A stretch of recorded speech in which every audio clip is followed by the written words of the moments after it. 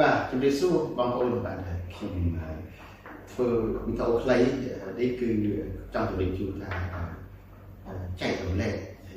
ស្វែងយល់ទេតែប៉ុន្តែខ្ញុំមិនមែនជាអ្នកវិភាគនយោបាយមិនមែនជាអ្នក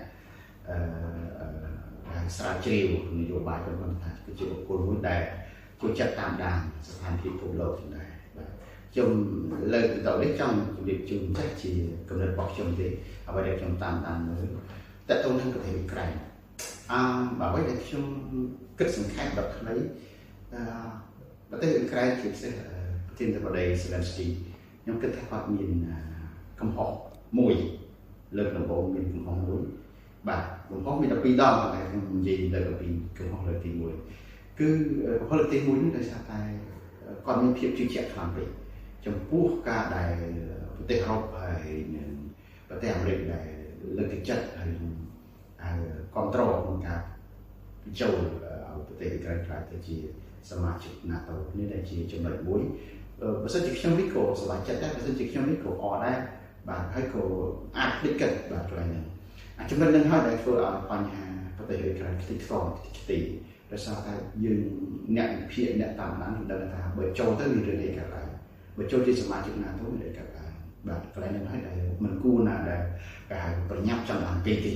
កន្លែងនេះដែលជាកំហុសទី1ដែលមិនគួរមានដូច្នេះយើងចង់ចូលប៉ុន្តែគិតថាគឺជាយុទ្ធសាស្ត្រណាមួយដែលយើងអាចមានពេលវេលាសោះមិនគួរណាដែលការស្រែកឃ្លានខ្លាំងពេកចំពោះការដែលចង់ចូលជាសមាជិក NATO ទេដែលជាកំហុសទី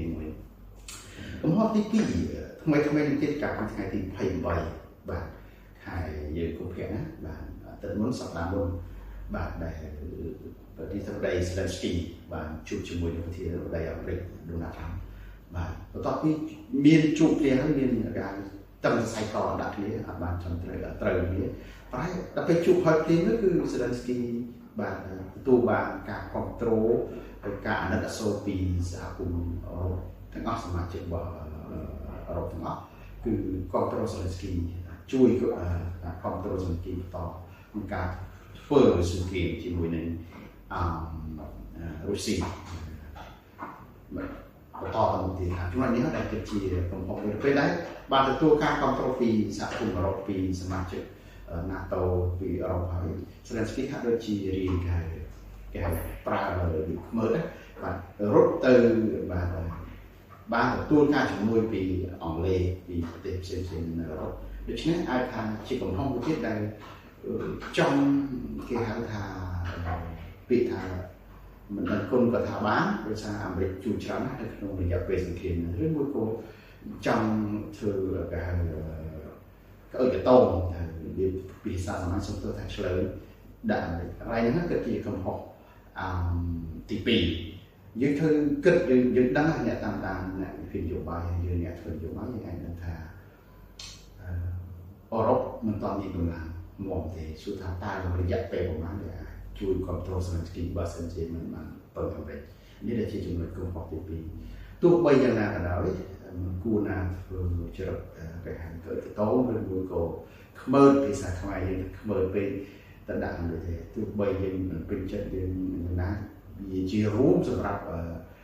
ប្រទេសអ៊ុយក្រែនមិនអាចចោលអាមេរិកបានទេបាទប្រទេសមួយចំនួនក៏មិនអាចចោលបានដែរស្ទើរតែអស់ប៉ុន្តែយើងមិនមែនស្អប់ឬក៏ចូលទៅខាងណាទេយើងគួរតែគេហៅដាក់ខ្លួននៅចំណុចកណ្ដាលណាមួយខាងណាក៏យើងទទួលអបអរសាទរនឹងការជួយខាងណាក៏យើងទទួលដែរប៉ុន្តែយើងកុំឲ្យមានទំនាស់ដល់ធនធានដូចនេះបាទអញ្ចឹងកំហុសទី2នេះដែលធ្វើឲ្យអ៊ុយក្រែនជាពិសេសលោក Zelensky ពិតជាមានការលំបាកនេះជាកំហុសរបស់គាត់ដែរប៉ុន្តែថាខ្ញុំតាមដានមើលទៅឃើញត្រូវឬក៏ខ្វះខុសណានេះមានគិតថាសមាជិកដែរជាយោបល់ក្នុងគូណាមានកំហុសដែរទេអញ្ចឹងបើបានកំហុស2នឹងហើយមានកំហុស2នឹងហើយវាជារឿងដែលបញ្ហាអាចទៅមុខគួរតែរកវិធីដោះស្រាយឲ្យបានល្អហើយមិនអាចបោះបង់ចោលណាបានឡើយអរគុណច្រើនបងប្អូនមានតែប៉ុណ្ណេះហើយនឹងអាចជួបគ្នាពេលក្រោយទៀត